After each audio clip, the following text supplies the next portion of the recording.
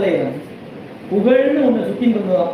இது யார்கிட்ட போகலாம், யார்கிட்ட போனா உச்சிதமா இருக்கும் அப்படின்னு தேடிட்டு இருந்தான். இந்த கௌசல்யை போல புகழுடையவன் கிடையாது, அதனால கௌசல்யிட்ட போயிடுவோம் அப்படின்னு சொல்லி கௌசல்யிட்ட வந்துதான். ரொம்ப அடக்கமான பெண்ணா, வெளியில தான் இப்படி டாம் போட்டுக்க மாட்டாங்க.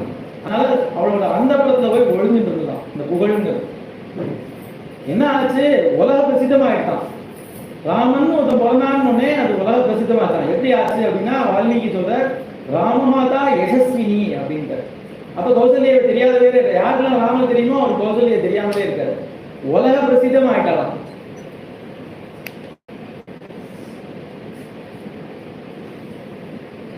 தாயார் அப்படின்னு சொன்னாலே அது பெருமாளை பெற்ற தாயார் தான்.